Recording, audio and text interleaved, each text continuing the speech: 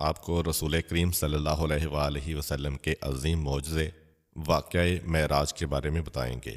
جب خاندان بنی ہاشم شیب ابی طالب سے نکل کر اپنے محلے میں واپس آ گیا تو اس کے فوراً بعد 2 صدمے متواتر نبی کریم صلی اللہ علیہ وآلہ وسلم پر نازل ہوئے۔ پہلے حضرت ابو طالب اور پھر حضرت خدیجہ رضی اللہ تعالی عنہا کا اس دنیا سے رخصت ہونا۔ ایک ہی سال میں 2 محسنان اسلام کا دنیا سے چلے جانا رسول کریم صلی اللہ علیہ وآلہ وسلم کے لیے انتہائی غم کا باعث تھا۔ اسی لیے آپ نے اس سال کو عام الحزن یعنی غم کا سال قرار دیا۔ اسی دوران تاریخ اسلام کا ایک اہم ترین واقعہ پیش آیا جسے واقعہ معراج کہتے ہیں۔ عربی میں اسے واقعہ اسرا بھی کہتے ہیں۔ اسرا کے معنی ہے لے جانا، عروج کے معنی ہے اوپر جانا، اور معراج کے معنی ہے وہ وسیلہ جس کے ذریعے سے انسان بلندی پر جاتا ہے۔ اسی لحاظ سے سیڑھی کو بھی معراج کہا جاتا ہے۔ اس سے پہلے کہ ہم اس واقعہ کی تفصیل میں جائیں، اس پر پائے جانے والے چند اختلافات کو واضح کرتے چلیں۔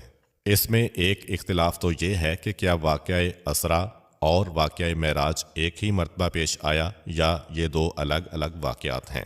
اس کے بارے میں 2 روایتیں ملتی ہیں۔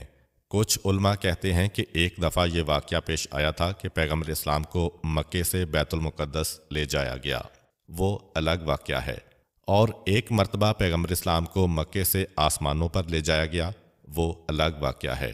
لیکن کچھ علماء کا خیال ہے کہ نہیں، ایک ہی رات میں یہ دونوں واقعات پیش آئے کہ پہلے پیغمبر اسلام کو مکہ سے بیت المقدس لے جایا گیا جو اسرا ہے، اور اس کے بعد بیت المقدس سے آسمانوں کی جانب لے جایا گیا جو معراج ہے۔ دوسرا مسئلہ اس میں یہ آتا ہے کہ معراج جسمانی تھی یا روحانی تھی۔ زیادہ تر علماء کا یہ کہنا ہے کہ یہ معراج جسمانی تھی۔ اس بارے میں امام رضا علیہ السلام کا ایک فرمان ہے کہ جس نے معراج جسمانی کا انکار کیا اس نے پیغمبر اسلام کا انکار کیا۔ اور سید ابو الاعلیٰ مودودی المعروف مولانا مودودی بھی لکھتے ہیں کہ رسول کریم صلی اللہ علیہ وآلہ وسلم کے معراج جسمانی کو ماننا پڑے گا کیونکہ معراج روحانی کا کوئی جواز نہیں بنتا۔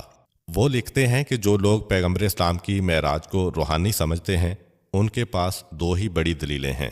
پہلی دلیل تو 3 حدیثیں ہیں جن میں سے ایک حدیث حضرت عائشہ رضی اللہ تعالی عنہا کی ہے، اور اس میں ان کا جملہ یہ ہے کہ پیغمبر اسلام کا جسم معراج پہ نہیں گیا کیونکہ ساری رات پیغمبر اسلام کا جسم میرے ساتھ بستر پر موجود رہا۔ اس کا جواب تو یہ ہے کہ یہ حدیث ظاہری اعتبار سے بالکل غلط ہے، کیونکہ واقع معراج اس وقت پیش آیا جب پیغمبر اسلام اور حضرت عائشہ کی شادی نہیں ہوئی تھی۔